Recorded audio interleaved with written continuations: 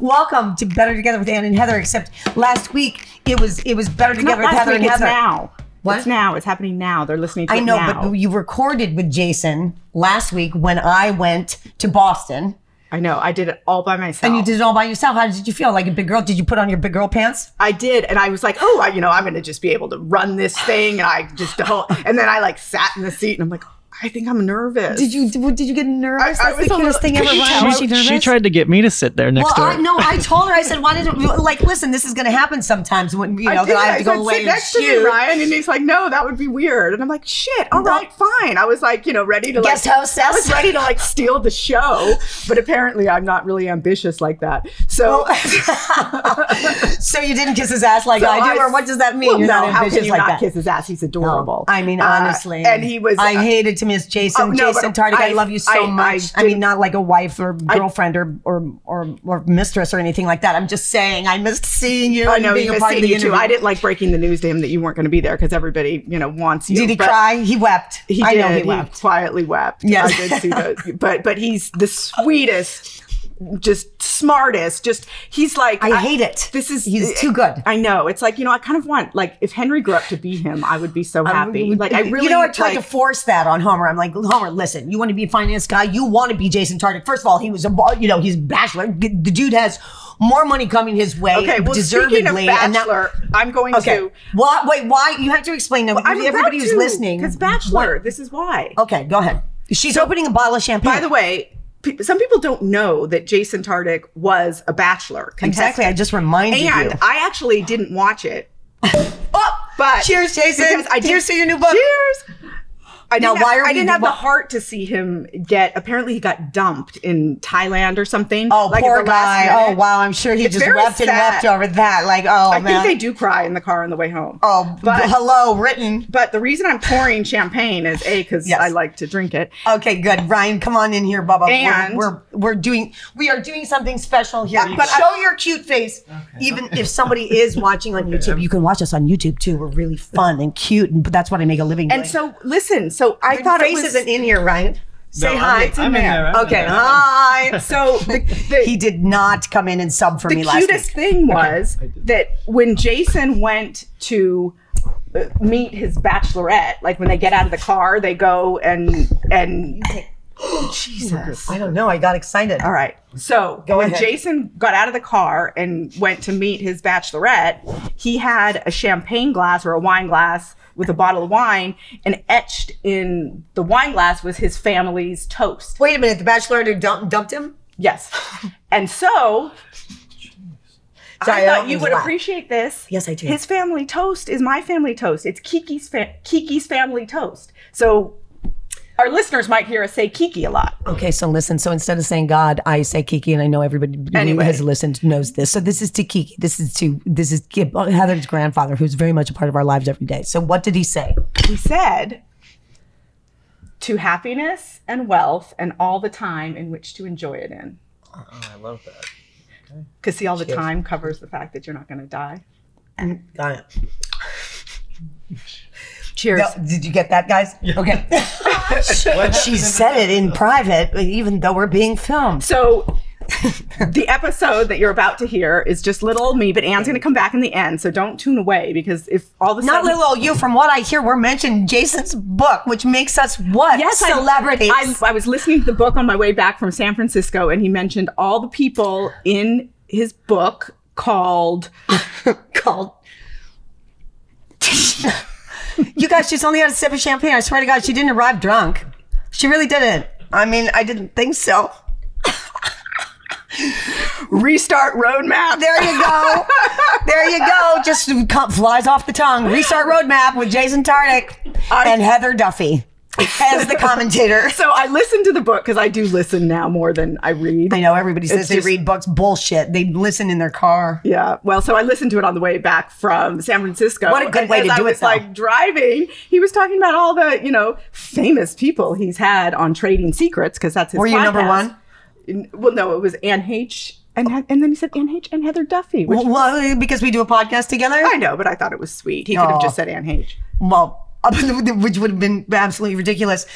So anyways, I don't know. good, listen, I do claim fame before you, darling. Listen. I mean, I know that you're now the diva. Jesus Christ, I can't even get her out of the bathroom. She looks so pretty all the time. All right. So listen, this was a good one for you not to be at. Oh, God. And let me tell you why. Okay. Because this is a lot about people who have suffered through shitty corporate jobs. Pause, period. Hold on one second. I know you've had shitty jobs. No. Just one second. I have to give a shout out because I went to do a movie with Joe. I swear to God, my glass is jumping. I went to do a movie with Joey Lawrence. And I just have to say, for talking about what? Not having shitty jobs. Not having shitty jobs. I mean, exactly why you shouldn't have been on this show. Joey Lawrence, first of all, he's been working his tail off since I think before he could talk. I mean, I swear to God, this kid is he's adorable. And he's so adorable. He's a grown-up now. Beautiful. He is a grown-up. Yes, he is a grown-up and has children of his own. And his brother and his wife. And I just have to, his new wife. It's a rom-com, right? It's a rom-com. They wrote it together. I don't play either one of their mothers, but I just had a blast. And I want to say to people who, we go through our careers. When you have sustained a career for 40 years, he says 30, I'm at 40 years of sustaining a career in the arts. And he and I laughed over many, many things, but so we're our kids could give a shit. They're like, you don't have a real job. Now, he supported his family and his children. And I feel that sometimes too, like, yeah, well, you're an actress. As if it's not a real job. And I'm saying that getting into what you talked about with Jason, because you're right. I do not have a corporate job. I work my ass off. What people don't understand, I get up in the morning, 4 o'clock in the morning, and go to set and work 17 hours a day. I train my body every single day to be available for whatever it is I have to do, like Dancing with the Stars. You never know what's going to be put in front of you. It's a very different life, and people don't understand it. We don't talk about it very much, but it was really fun to share a high five with Joey Lawrence, who is so successful, has worked his tail off since the time he was teething, and we're so unappreciated. Like, oh yeah, that job that has supported everybody in our lives, but yeah, it's that one. So anyway, cheers to you gorgeous couple, and thank you for having me on your movie. And that's the whole point of the book. Jason. So let's talk about that. The point of the book is to get to a place where you feel like you feel about your job like you just talked about, with like such excitement and enthusiasm. Right. As opposed to what are we talking about? What does Jason talk about in the corporate world? Just to sum it up, the feeling of being trapped, and that how he. Of course, he's a numbers guy, right? So he ran the numbers of how much time he was able to be himself. And it was like on a Saturday, right? Because isn't that incredible? What also occurred to me is that we always talk about how women, have to wear high heels and all that stuff.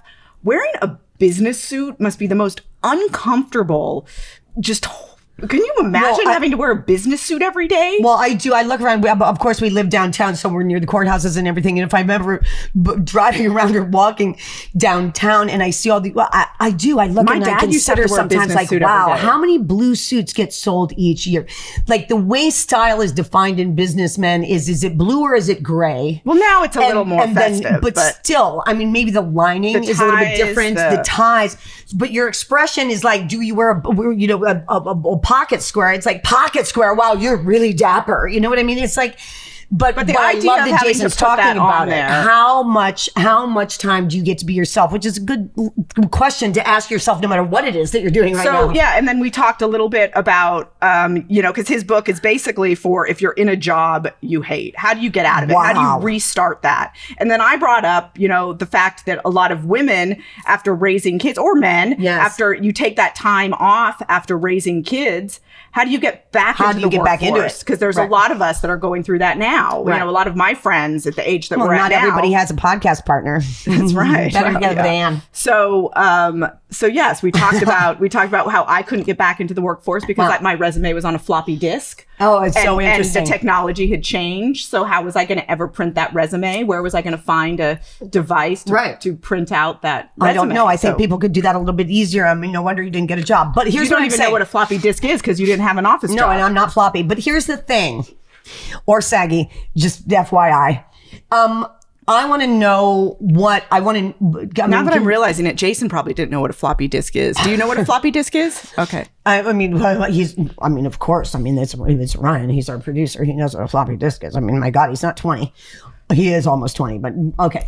I want to say, so what is how do you take that leap? I mean, it's one thing to say you're Jason Tartick. Okay. Oh my God, you were a bachelor. Oh my God. Was this before his bachelor days? I think I remember him saying he did that before the bachelor days. And when the bachelor came along, which not everybody gets that offer. When the bachelor came along, he's like, screw it. I'm going to take, that is a risk. Yeah. I was very proud of my tease that I did in the actual episode, but I guess I'll do it here. Okay, do it. What is it? We find out why Jason leaves his bank ultimately, and it was after The Bachelor. Oh, it was after The Bachelor. It was. Are you going to tease me? Like I'm sitting here on the edge of my kitchen seat. Yeah, I mean, I'll tell you this much. It had to do with sex. Oh boy, I really am sorry that I missed this episode. Yes, I am Jason talking about leaving some for sex. I want to know. Sex with his clothes on. Now, I would prefer the other way, but whatever, that's not as much of a tease. That got him fired. He got fired for having sex with his clothes on. Oh, well, I mean, now she just blew it. Like, the whole thing about Heather is hilarious. Like, I'm going to tease you. You know what? I'm just going to fucking tell you. He got fired for having sex with his clothes on. Isn't that confusing? Isn't that making you want to listen? It is confusing. I imagine it's with his boss, and it was in her office. But listen. That is not what it was. Clinton and Monica Lewinsky did it, too. Let's listen to Jason. No, you have to take that out. Let's it was with Caitlin. You can. She just doesn't stop. I mean, I'm telling you. Did I say she was a diva? She's a diva. How is that making me a diva? Because you just want. Now we're messy. No, it's already. Listen, everybody. Producer's like, cut, get out, get out. Listen to the Jason Tartick episode starring Heather Duffy. Yeah, that's true. We're better together with Ann and Heather. Welcome back to Better Together, Jason Tartick. We're so happy to see you again. It is so good to be back. I was wondering, I'm like, what happened to Better Together? I need to get back on. And you told me about your little hiatus and everything you guys have going. So it is so good to be here. How are you doing, Heather? We're great. I keep saying we, but Anne isn't with us today. But she'll be back. She's filming a movie. And this is the first show you're doing by yourself, right? It is. I don't know. It's. I keep saying we because we're like one unit. So all by myself. But I've still got Ryan here with me. But it's so great to see you, and you've been so busy with so much. For people who are new to us this season, last season, Jason came on and was our money guy. He took us through all sorts of ways to save money, to invest our money, all sorts of money tips. And since then, you've written a book that is all about careers and the career shift, which is actually very timely with what has happened with COVID and the Great Resignation. So do you want to talk a little bit about your book, which I read and absolutely loved? Yeah, thank you so much. So the book's called The Restart Roadmap. It came out in April, and we did a book tour, which was great. We did 8 cities, 8 stops in 8 days. It was absolutely madness, but it went really well, and the book was received well. It hit 4 bestseller lists and was the #1 on Wall Street Journal new release, which is exciting. That's fantastic. And the whole book is about rethinking and resetting your career to the expectations and kind of the vision that you've always imagined, as opposed to the maybe reality of how life has led you down. And so what I tell people is, through my 10 years in corporate banking, I got to sit in some of like what Forbes called the most powerful executives in banking. And then through my time in this whole media entertainment space, I've got to see some of the best behind the camera and in front of the camera. And all these little trading secrets about positioning and branding and negotiating and redeploying your energy, I've got to see some of the best do. And that's what this book's about. It's an 8-step roadmap to make the smallest adjustment to your career or like the most material shift. Well, tell your story, though. Tell your story about being in banking and what kind of led you to leave banking.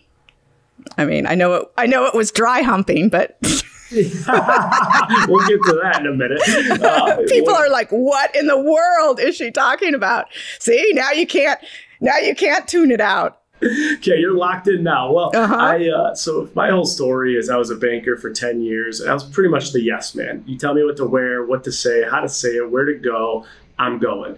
I moved 4 or 5 times with the bank. The biggest move I made was from New York to Seattle because management said it's a great opportunity and they put big bucks in front of me and I was there. And that's one of the things you talk about in the book is that if you're willing to relocate, you can make more money and you can also get a higher title, right? Yeah. I mean, one of the big things you have to do is identify which of the career pillars you're trying to seek and chase. I was trying to really seek at this time the compensation pillar. And when you want to get compensated and promoted and accelerated in large corporate America, one of the easiest ways to do it is to be mobile, to be willing to relocate, to take opportunity inside the headquarters, outside the headquarters, all things I did. But what the problem is, if that's your only career core pillar, you might find yourself losing yourself. And that's what I found. I found myself living my title and my identity through the bank, the title they gave me and what they asked me to do. I got back from work in Seattle one day and I literally had no one. I didn't have a family member within 3,000 miles. I didn't have any friends there because I had just moved there. And I was just like literally a puppet on the corporate string. And I remember this also led to a lot of like severe anxiety. Like I was starting to have massive anxiety attacks and panic disorders and seeing psychologists and psychiatrists and getting prescribed Xanax and beta blockers to treat those situational things. And what happened was when I really dug to the root of it, it was because I had totally lost any sort of identity in me. I lost who I was and I was trying to be everything to everyone as opposed to just being me. And then I got asked to go on the reality show, The Bachelorette. And you can imagine managing reality TV in corporate America isn't always the easiest area to navigate. And after getting off the show, I worked for about a year and I was really at the tail end of about to leaving my corporate job, which I had planned. But to the dry hump story, what happened was Caitlin, my fiance, and her podcast, Off the Vine, she has a confession she always tells, and her guests always have to tell. It's a great podcast about women empowerment and really it's very similar to what we're about, which is, being through honesty, we empower each other and make each other feel more together. Right on. It's like, education, inspiration, comedy, all the things that you guys do through the fact that like she'll have people on that her listeners look up to. And the reason behind the confession is like, even these people that you idolize or watch on TV or read their book or whatever it is, they still have the most like cringe, embarrassing moments too. We're all humans. Doesn't matter what the hell you're doing. And so that's her idea with the confession. So she tells a story that the first time we ever hooked up, we were dry humping and she had an orgasm and we were in a live show and she's like, and that's how we knew he was my guy. And like, she's being funny. She's being relatable. And so that story got picked up in all the headlines. And as a result of that, the bank pretty much put me in the predicament. Go restart your career outside the bank. But if you stay with the bank, we'll allow it. But nothing outside. No more podcasts, no more social media. Literally, you can't do anything without our approval. And as a result of that, I ended up leaving the bank, restarting a few businesses that I've started. And that's why I thought the Restart Roadmap was the perfect title. Does the bank feel, I wonder how they feel about it now, seeing how successful you've become, if they feel like they were assholes or wrong or what? Do you have any contact with them or if they contacted you? I'm just curious.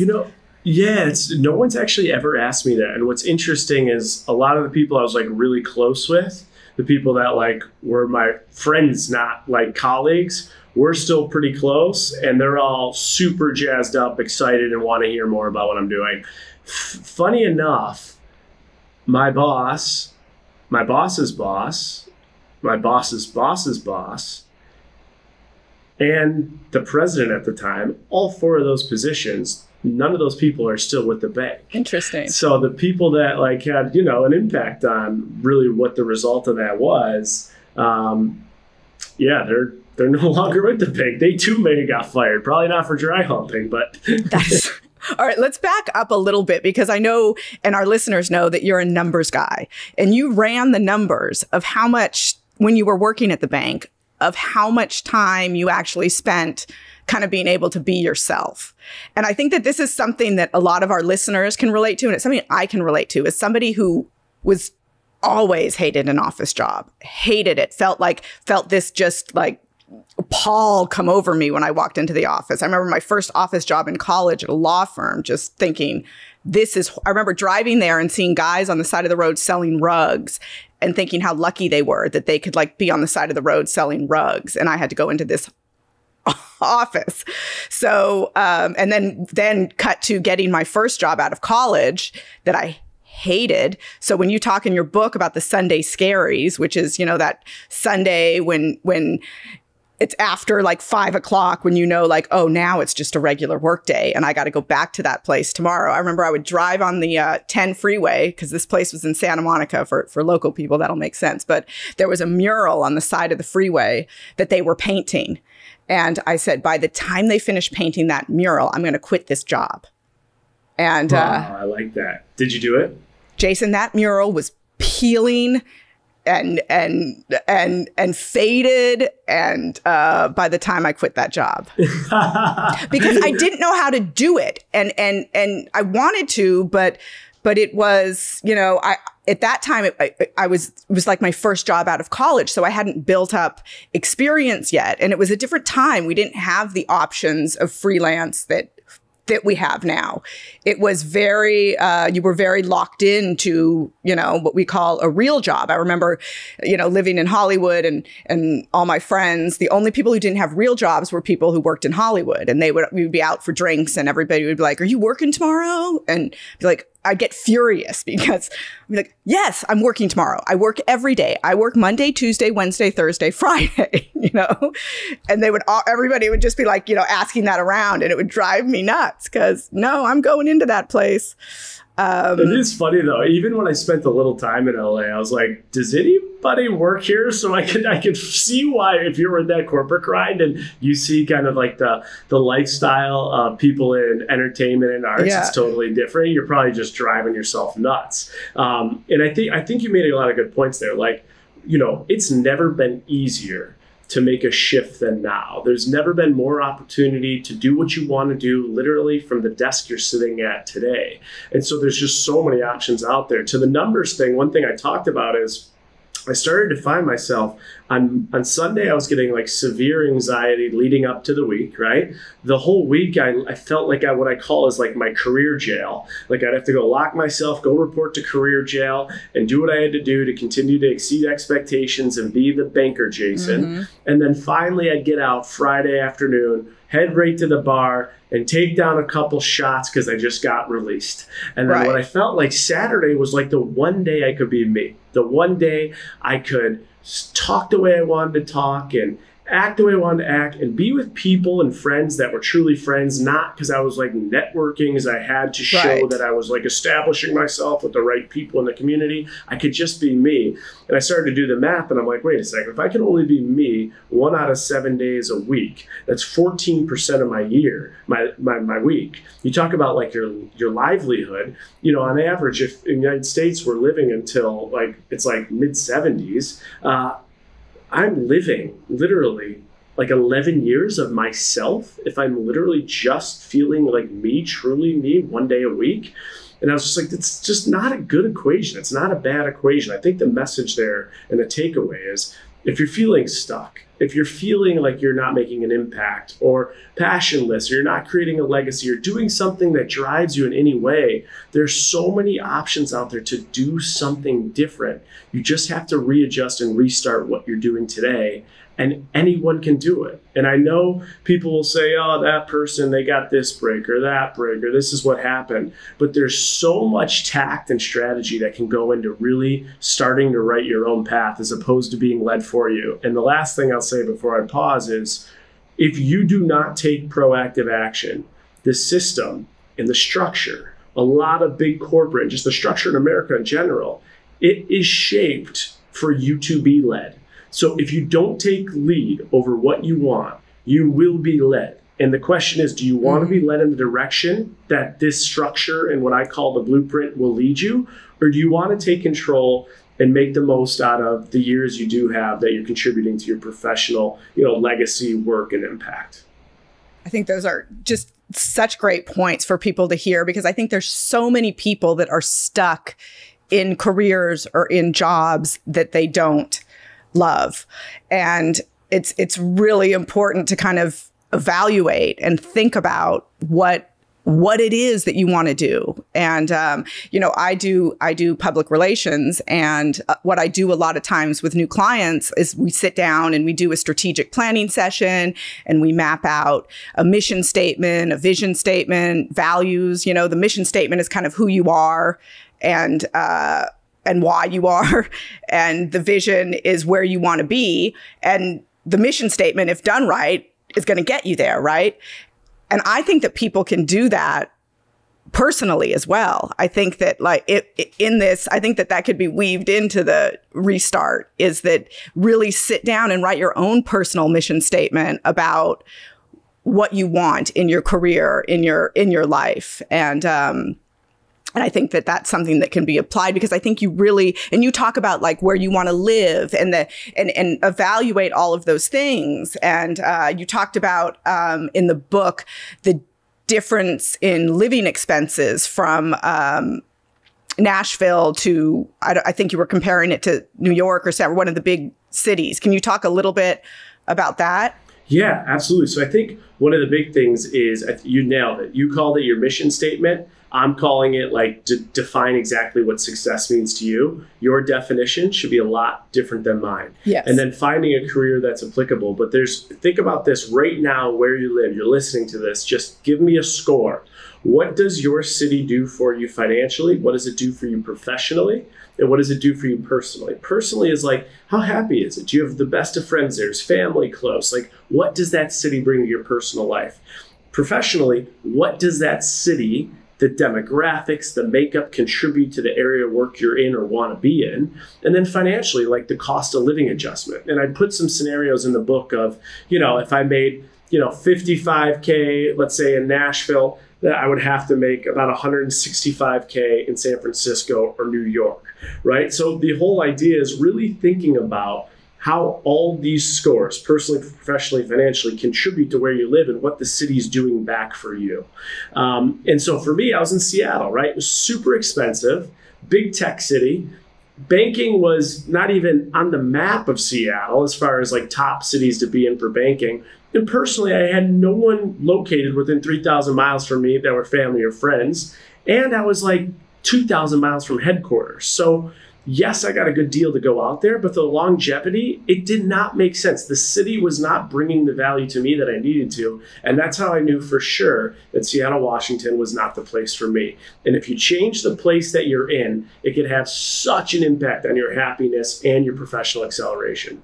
And you make the good point to really weigh everything, because I live in Los Angeles and I know it's very expensive. And I think about moving out, but I never would, because I have such, a tight group of friends and family, and I love LA. So I'm willing to take that hit, and it's a hit, but I'm willing to do it.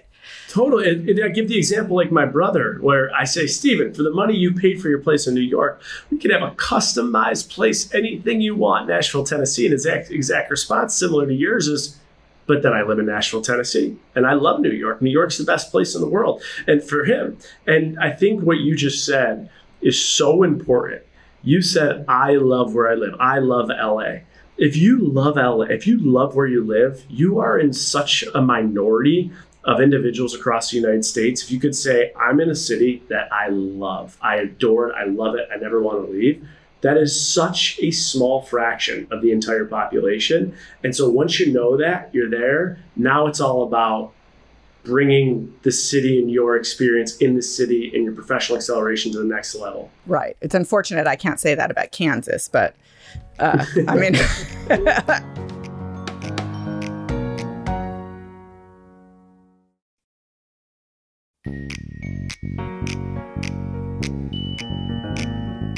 The other thing that I want to talk about, so I want people listening when they're done listening with this show to have like really clear steps if they hate their job, if they're unfulfilled. And I also want to tie in something that is really important and that comes up for me a lot because I'm a little bit older than you. Actually, I'm a lot older than you, but is when kids, oftentimes parents will take time off to raise their kids. Then they have to go back into the job market. And that's a huge restart. I did that. And it was really, I wished that I had a book like yours because I think it's incredibly helpful for people going back into the workforce after taking time to take care of kids. And I think a lot of it can be applied. I think when you talk about networking, that's ultimately how I got back in to the workforce was using my network. So let's talk a little bit about that and the steps that people can take, and let's keep in mind that it applies to people trying to get back into the workforce too. Yeah, so I think first of all, networking, right? People will originally or traditionally think of networking like a little badge on your suit, and you're going to an event, shaking hands, trying to meet random people, and that's not what we're talking about. What we talk about in the book, the whole chapter, is take the work out of networking. If you hear the word networking and you cringe a little bit, this chapter is for you. The whole idea about this is it takes one introduction, it takes one message, it takes one conversation to change the whole trajectory of your entire life. And there's such simple things you could do right now. Like, for example, LinkedIn is the most powerful job recruiting site in the world. 40 million people a week are finding their jobs through LinkedIn. 40 million people a week are finding their jobs through LinkedIn. So make sure when you're on all your other social media sites, all the people you've connected with through your life on Facebook and on Instagram and Twitter, make sure you're following them on LinkedIn, because in LinkedIn is the place that they'll respond to a few things. One, a question via DM, or two, you might look at their network and see that they're connected with the hiring manager of the place you're looking to go. That's a thought, that's a strategy. Networking has never been easier than it is in 2022. If you're rethinking about getting back into the workforce or what you're doing and why, you gotta put in the work. A lot of people are just trying to spray and pray. They're trying to just throw resumes at a place or just apply to random jobs. You need to take a couple steps back and really identify what it is you're looking for in the place of employment, what would make you happy, where you want to work, and then also your brand. If I ask you right now, 2 to 3 minutes, tell me where you've been, where you're going, what value you'll bring to me, and where you want to go. You got to nail that, because first impressions are everything in interviews and networking. And usually decisions in these interviews are made in the first 3 to 5 minutes. So I think reverse engineer it. Get your resume together. Get your mission statement and success story together. Get your 2 to 3 minute pitch of where you've been, what you've done, and where you want to go together. Then start to identify 20 companies or areas or industries you'd be proud to work in.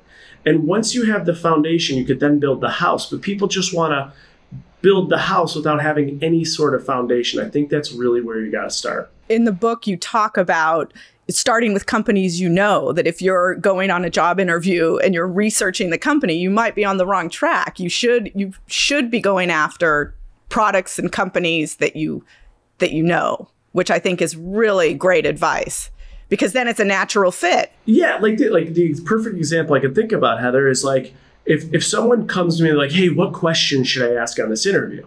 My response would be with them like, what's your favorite sports team or hobby or thing that you do in the world? So for me, it's the Buffalo Bills. If someone said to me, you could talk to the Buffalo Bills right now, what questions would you have? I could ask them 1,000, right? Because I'm interested. I know it. I'm active. You should feel that way about the companies you're applying for, right? You're really interested in what they're doing. The questions should come naturally. So if you get to the stage where you're asking yourself, what should I ask this company in the interview when I'm going?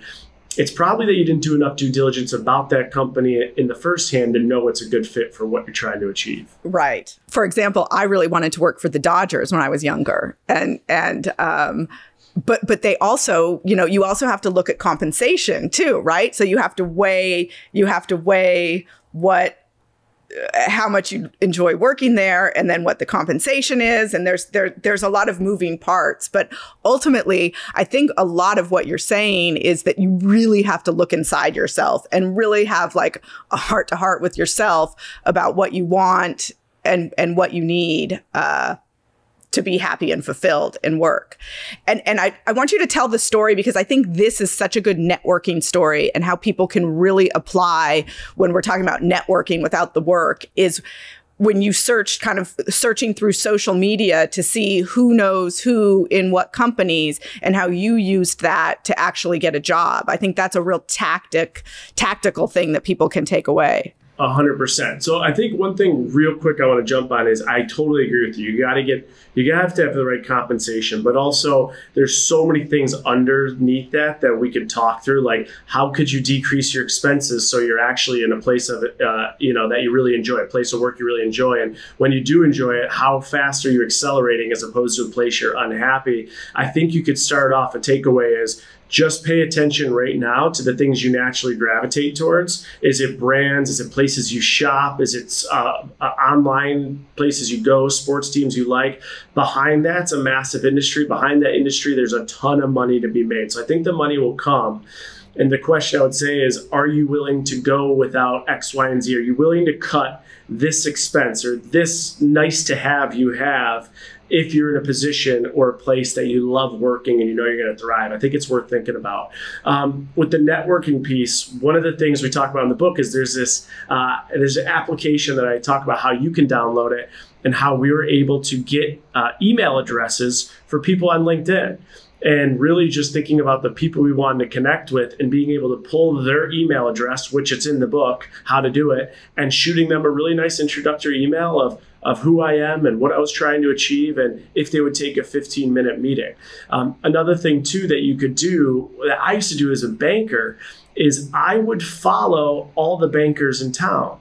And people would be like, why are you following all the bankers on LinkedIn? Well, I'm following the bankers on LinkedIn because it gives me more information. If one of the bankers were to leave the job or go to another bank, I now immediately have a notification that they left their role.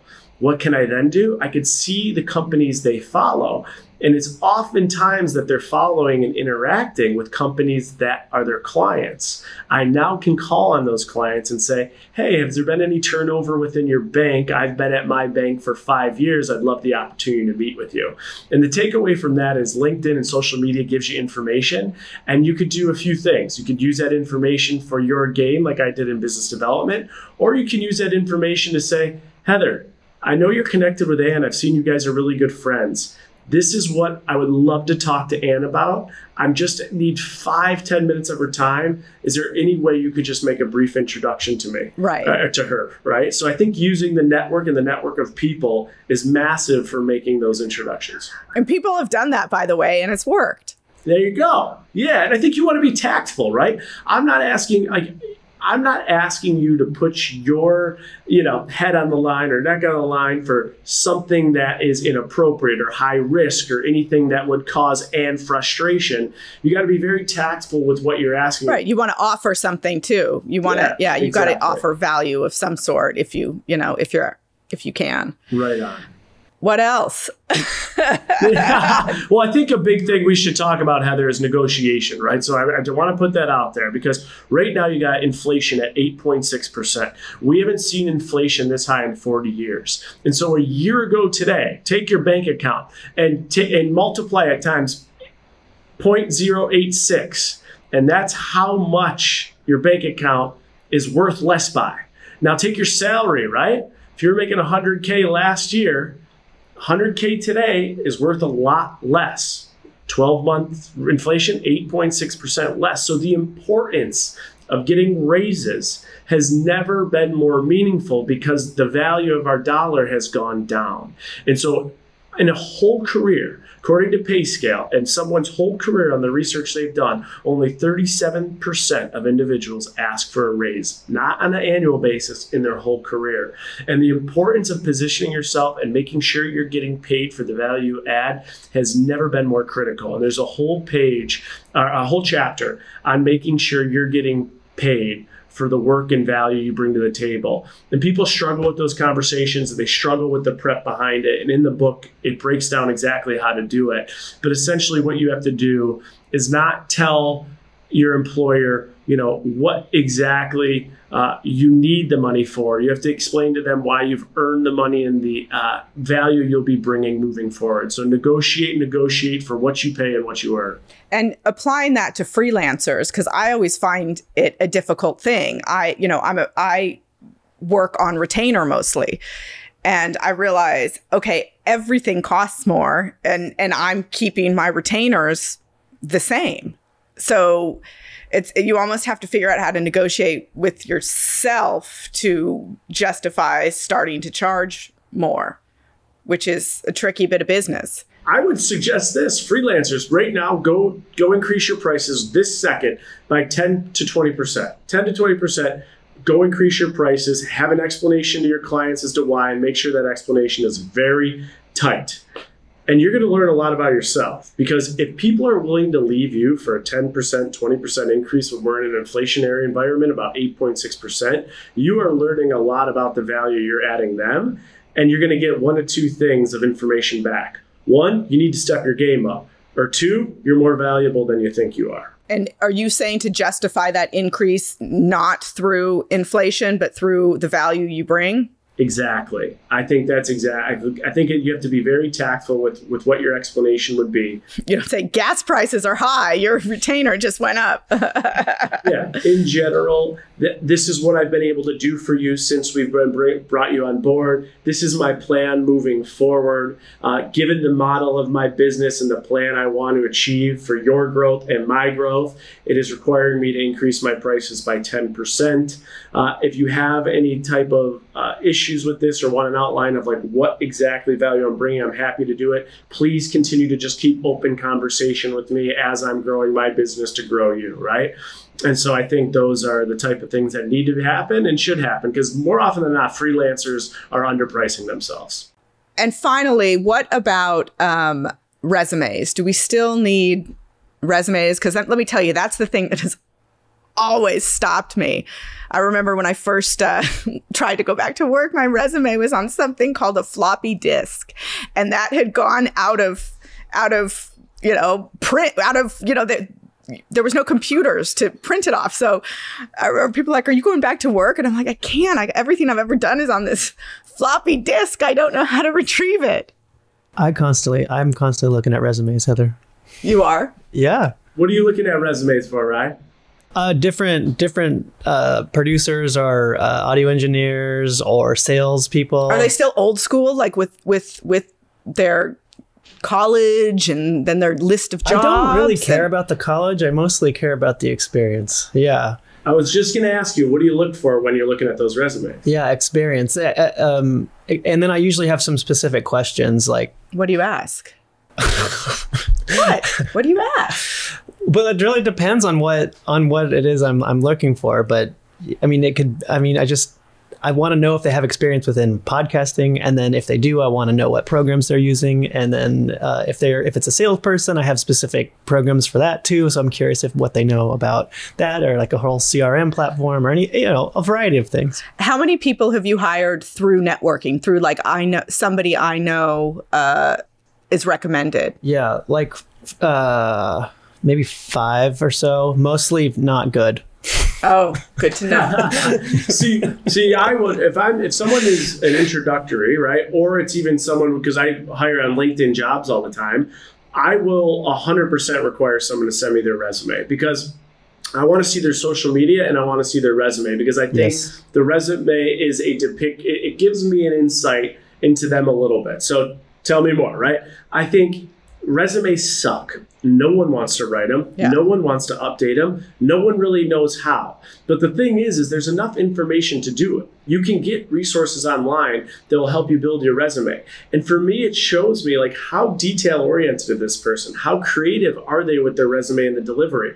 To Ryan's point, have they outlined the skills that they have and they can execute? Right? How do they write? I think there's so much you could do with that. I also think on your social media, that is an online resume, whether you know it or not. That is your brand. And have you thought about your brand? And does your brand align with who you are? And so LinkedIn is a resume, isn't it? LinkedIn is a resume. And the big thing I tell everyone, and I explain in the book how to do it, is own your URL. I don't care what you do. Own your URL. So put your name on GoDaddy. put some form of your name on there, and have a brief portfolio of who you are, what you've done. And it gives someone such a leg up if they have a website. And I can go to your website and see the work you've done and who you are and how to contact you. It doesn't matter if you're a doctor, a nurse, a business development officer, a podcaster, PR. For a very affordable price, you can buy your URL, $20, and for a very affordable price, you can freelance someone, $200 to $600, and you could save that money up. I know that's not cheap, but you could do it, and you'll have a website forever that'll show what you've done and how you've done it, the way you want to present it, not the way someone else can interpret it. I'll have you know, I did write a resume in a panic during COVID because I did restaurant PR. So I have my COVID panic resume somewhere if I have to dig it up. Times. I wonder, we should do a follow-up. You should send me the resume and I'm gonna grade you on it. Oh God, it's half-assed. I will. It's like there, it's done.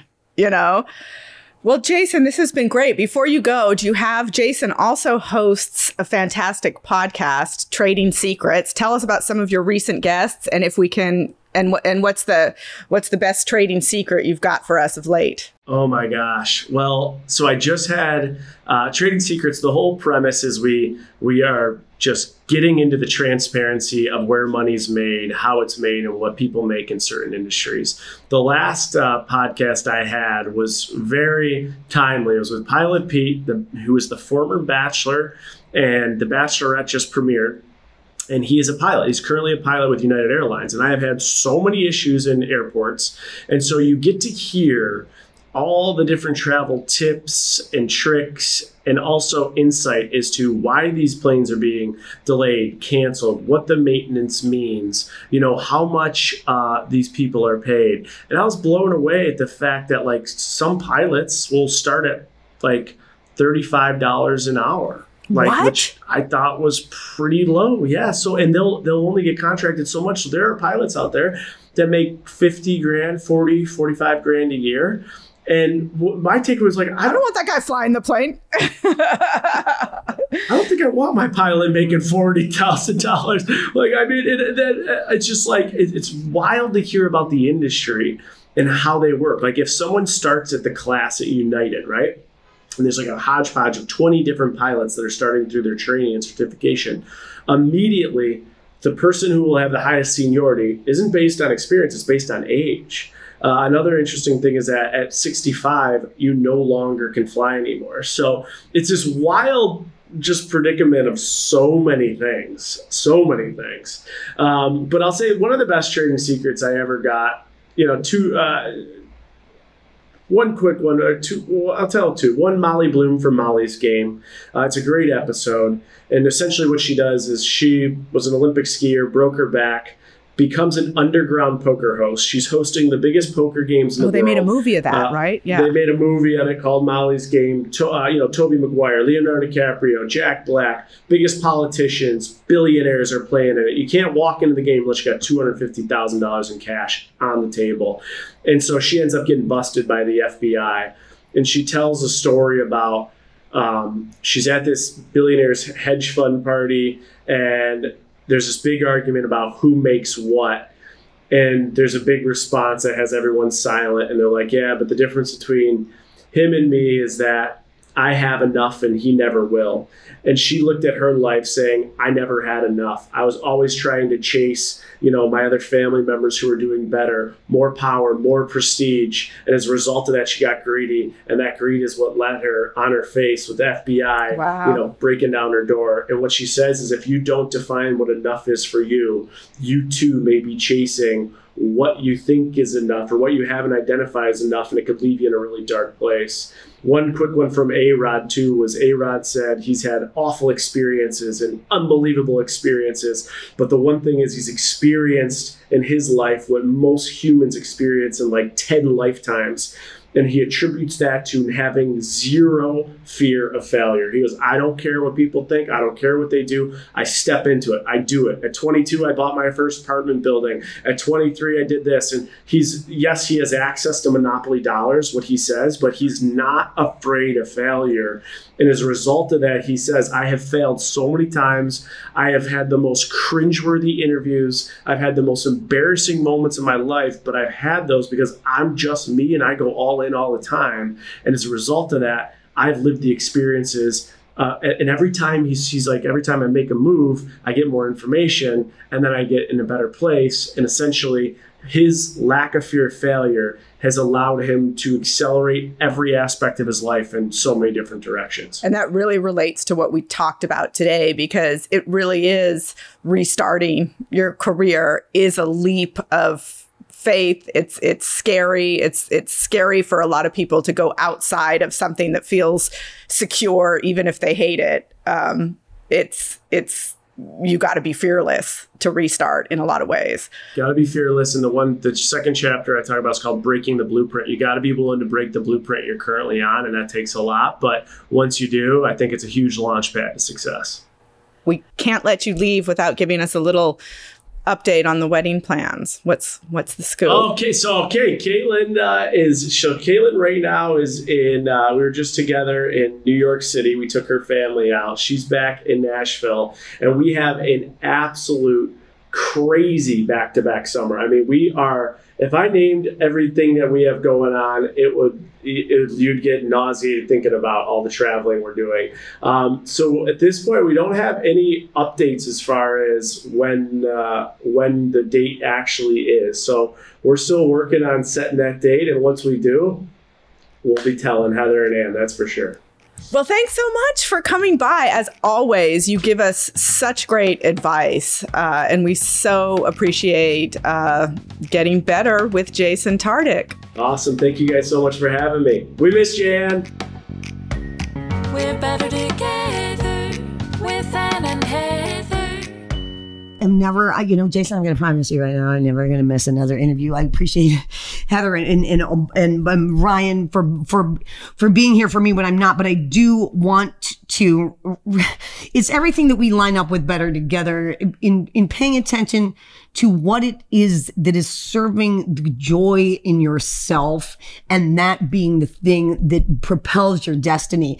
But we have to, and we're learning about it through all of these experts that we have on, we're lucky enough to have on, that it takes a consideration of yourself. It takes a moment to go, wait, what am I feeling? Am I worth it? Do I matter? And can I change my active participation in what it is that I'm doing and spending the majority of my time doing? And is my joy worth it? That's right on, sister. Right on, sister. All right. I hope you guys enjoyed the show, and we're gonna have Jason back for sure. We'll have Jason back, and I'll ask him the clarity on that story about sex with the clothes on. Thanks for making us better, Jason.